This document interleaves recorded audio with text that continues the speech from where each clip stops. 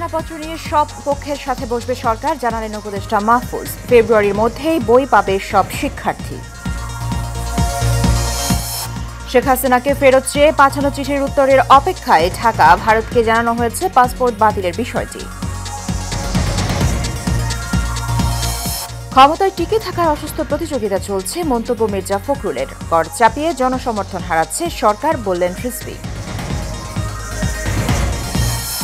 এবং পুড়ে যাওয়া বকশীবাজার আদালতে বন্ধ কার্যক্রম, বিডিআর মামলার শুনানি 19 জানুয়ারি। বিচার নিয়ে টালবাহানা বন্ধের আহ্বান।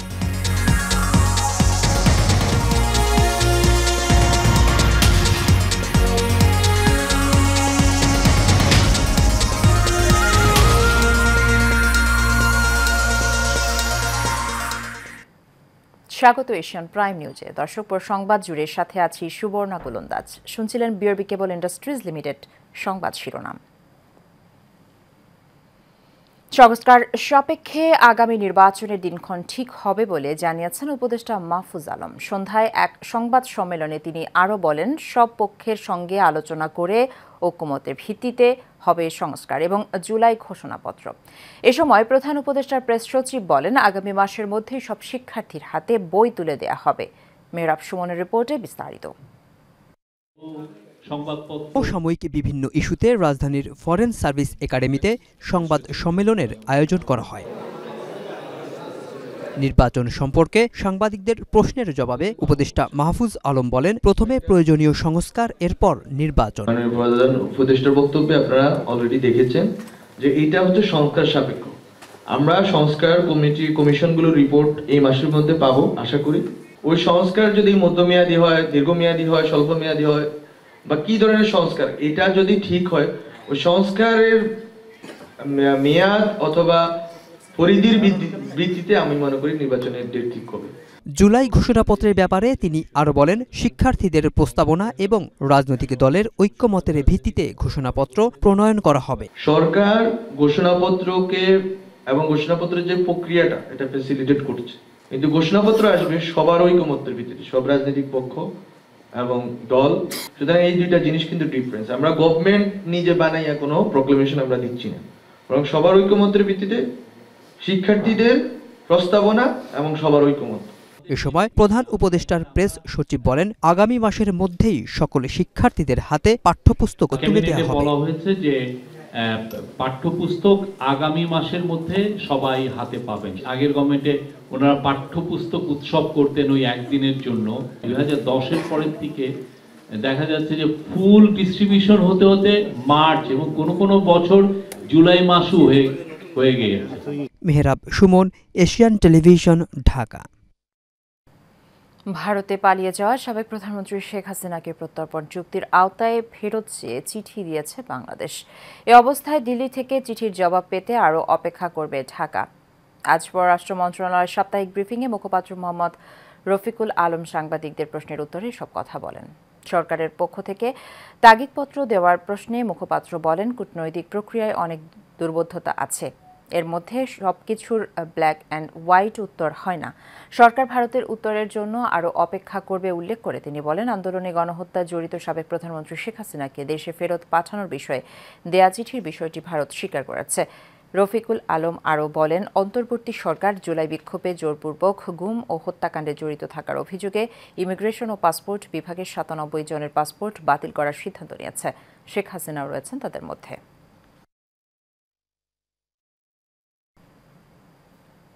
অধ্যাপক প্যাট্রিক কেনেডির অধীনে লন্ডন ক্লিনিকে চিকিৎসা শুরু হয়েছে বিএনপি চেয়ারপারসন বেগম খালেদা জিয়ার। খালেদা জিয়ার দীর্ঘ 4.5 বছর ধরে চলা অসুস্থতার প্রতিটি দিক নিয়ে পরীক্ষা নিরীক্ষা করা হয়েছে এবং সম্মিলিতভাবে চিকিৎসকরা পরবর্তী পদক্ষেপ নির্ধারণ করেছেন। অধ্যাপক কেনেডি বেগম খালেদা জিয়ার চিকিৎসার জন্য বাংলাদেশের মেডিকেল বোর্ডের চিকিৎসকদের সঙ্গে আলোচনা করেছেন। এর আগে বুধবার খালেদা জিয়া লন্ডন ক্লিনিকে ভর্তি করা হয়।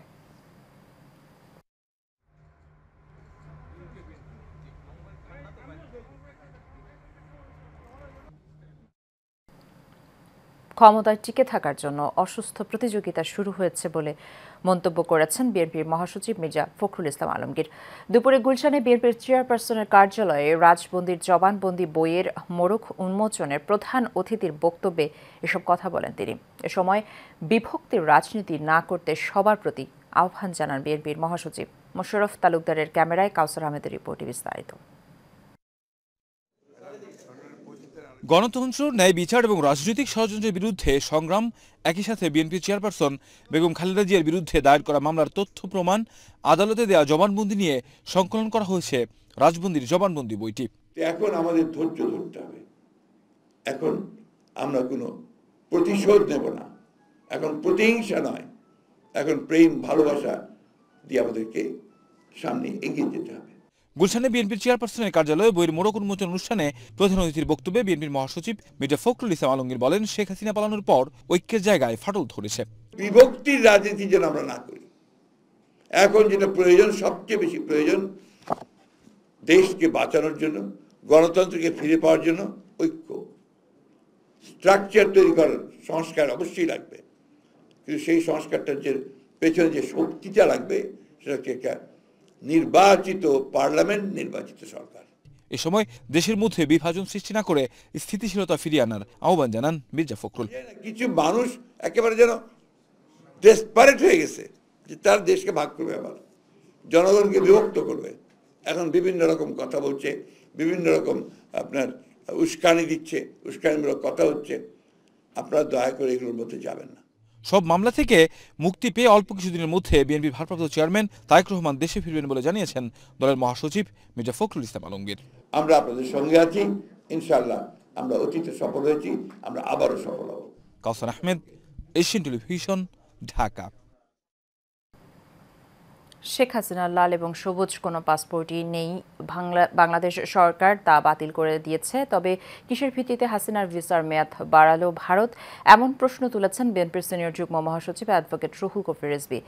ঢাকার দোহার উপজেলার জয়পাড়া বিশ্ববিদ্যালয়ের নবীন বরণ অনুষ্ঠানে প্রধান অতিথির বক্তব্যে রিজভী আরও বলেন, জনগণকে করের উপরে কর চাপিয়ে জনসমর্থন হারাচ্ছে অন্তর্বর্তী সরকার।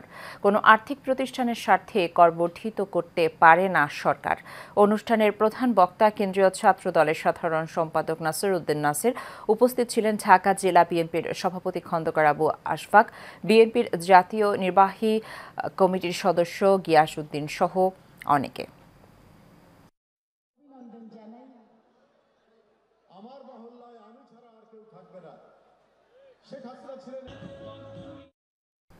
আগুনে পুড়ে যাওয়ায় রাজধানীর বকশীবাজারে অস্থায়ী আদালতে বিডিআর হত্যা মামলার বিচার কাজ করা সম্ভব হচ্ছে না বলে জানিয়েছেন রাষ্ট্রপক্ষের আইনজীবী।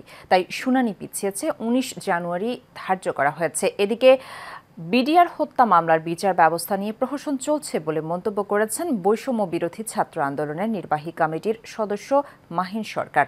চাকরিচ্যুত বিডিআর সদস্য ও ভুক্তভোগীদের পরিবারে বিক্ষোভ কর্মসূচিতে যোগ দিয়ে এসব কথা বলেন তিনি। বিস্তারিত শফিকুল ইসলামের রিপোর্টে। রাজধানীর পিলখানায় বিডিআর বিদ্রোহের হত্যা মামলার পুনঃতদন্ত ও ন্যায় বিচার নিশ্চিত এবং কারাবন্দীদের মুক্তিসহ 3 দফা দাবিতে কেন্দ্রীয় শহীদ মিনারে দ্বিতীয় দিনের অবস্থান কর্মসূচি পালন করে চাকরিচ্যুত বিডিআর সদস্য ও ভুক্তভোগীদের পরিবার। এ সময় আন্দোলনরতরা 3 দফা দাবি তুলে ধরেন। এ দেশে এত বৈষম্য কেন? এক দল বিচার পায়, আর এক দল বিচার পায় না। আমরা কি এদেশের নাগরিক না? আমরা এদেশের ঠিক উৎখাত হয়ে চলে যাব। সরকার কি আমাদেরকে কিছুই দেখছে না? আমাদেরকে এভাবে নির্যাতিত অবস্থায় 15 বছর মানুষের দ্বারে দ্বারে ঘুরে বেড়াই, কাজ করে খাই, অথচ আমাদের কোনো খোঁজ খবর নেয় না। চাকরি চলে গেছে, তাদের চাকরি ফেরত পাওয়ার জন্য এবং দোষী ব্যক্তিদের শাস্তি নিশ্চিত করার জন্য এখন শহীদ মিনারের সংবাদ সম্মেলনে অংশ নিয়ে আন্দোলনের সঙ্গে সংহতি জানান বৈষম্য বিরোধী ছাত্র আন্দোলনের নির্বাহী কমিটির সদস্য মাহিন সরকার। আমাদের শহীদ মিনার থেকে পদযাত্রা শুরু হবে। পরে কেন্দ্রীয় শহীদ মিনার থেকে পদযাত্রা নিয়ে শাহবাগ অবস্থান নিয়ে তিনি বলেন, বিচারের নামে টালবাহানা করলে কঠোর কর্মসূচি দেওয়া হবে। আমরা চাই আজকে দিনের মধ্যে সরকার তার নির্বাহী আদেশ বলে বিডিআর এর যারা ক্ষতিগ্রস্ত নিরপরাধ আছে তাদের জন্য কোন ফলাফল বয়ে আনুক। সেটি যদি না হয় তাহলে আমাদের আন্দোলন আরো বেশি কঠোর হবে।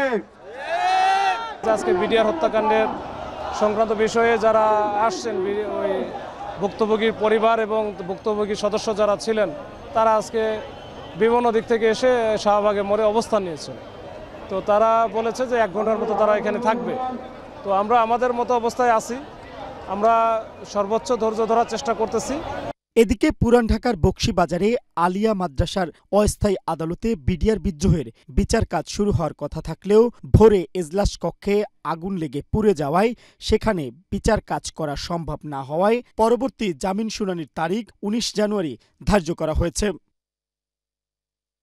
Mohammad Shafiqul Islam, Asian television, Dhaka.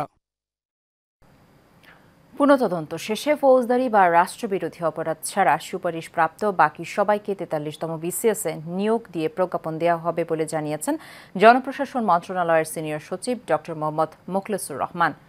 সকালে সচিবালয়ে সাংবাদিকদের তিনি এসব কথা বলেন। তিনি বলেন, যারা ঢুকবে তারা হবে নিষ্কণ্টক। এছাড়া এটা চাকরির একটি বিষয়। এছাড়া সরকারি কর্মচারীদের মহার্ঘ ভাতা দিয়ে এক প্রশ্নে তিনি বলেন, সরকারি কর্মকর্তা ও কর্মচারীদেরকে সরকার মহার্ঘ ভাতা দেওয়ার যে সিদ্ধান্ত নিয়েছে তা শিগগিরই বাস্তবায়ন হবে। মহার্ঘ ভাতা পরবর্তী বছরে বেসিকের সাথে যুক্ত হবে বলেও জানান তিনি। আসলে আমরা আশাবাদী, এই যে 227 বললাম, এর মেজরিটি, মোর দ্যান মেজরিটি আপনারা এই যেভাবে বিজ্ঞাপন জারি হয়েছে যারা নর্মাল তাদের পক্ষেও জারি হবে। এটা একটা সময়ের ব্যাপার, just it is ongoing process. এমন কোনো ধরনের হিডেন অপরাধ সে করেছে যেটা সামনে আসছে, এরা ছাড়া বাকি আমি মনে করি এদের নিয়োগ প্রাপ্তিতে শুধু একটা প্রক্রিয়ার ব্যাপার, দে উইল গেট ইট।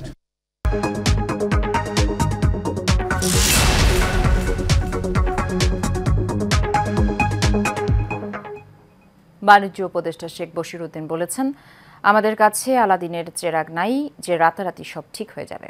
সরকার বাজার স্থিতিশীল রাখার চেষ্টা করছে, তবে এর জন্য কিছুটা সময় লাগবে বলেও জানান তিনি। আজ তুরস্কের বাণিজ্যমন্ত্রী অধ্যাপক ডক্টর ওমর বোলাতের সঙ্গে বৈঠক শেষে সচিবালয়ে সাংবাদিকদের সঙ্গে আলাপকালে তিনি এসব কথা বলেন। শেখ বশিরউদ্দিন বলেন, বাংলাদেশ তুরস্কে অর্থনৈতিক সহযোগিতার বিষয়ে আলোচনা হয়েছে। বিনিয়োগে আগ্রহী তুরস্ক, এছাড়া তারা বাংলাদেশে অস্ত্র রপ্তানি করতে চায়। তিনি আরও বলেন, চাল আমদানির শুল্ক কমানো হয়েছে, বিভিন্ন দেশ থেকে চাল আমদানি হচ্ছে। আগামী 3 মাসে সাময়িক অসুবিধা কেটে যাবে বলেও জানান তিনি। এবং আমরা আমাদের একটা জয়েন্ট ইকোনমিক কোঅপারেশন কমিশন আছে, জয়েন্ট ইকোনমিক কমিশন আছে। আমরা এই মিটিংটা ঢাকায় এবছরে হওয়ার জন্য নির্ধারিত আছে এবং আমরা মিটিংটা অতি দ্রুত কনভেন করতে চাই। এবং এই মিটিং থেকে আমরা আমাদের যে আজকের যে আলোচনাগুলো হলো, এই আলোচনা থেকে আমরা যে যে অর্থনৈতিক কোঅপারেশনগুলোকে দ্রুত বাস্তবায়ন করতে পারি সেই ব্যাপারে সিদ্ধান্ত নেওয়ার জন্য আমাদের আলোচনা হয়েছে। শেষ করবো এশিয়ান প্রাইম নিউজ। তার আগে বিআরবি কেবল ইন্ডাস্ট্রিজ লিমিটেড সংবাদ শিরোনামগুলো জানিয়ে দেবো আরও একবার।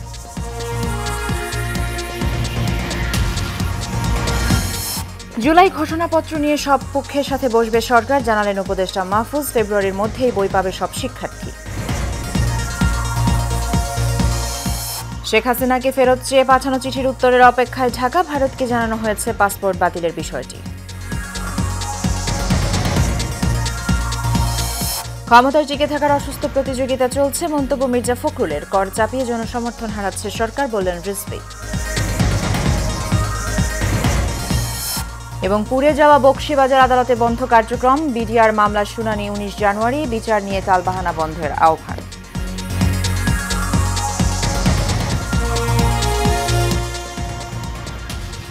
এশিয়ান প্রাইম নিউজ এ পর্যন্ত।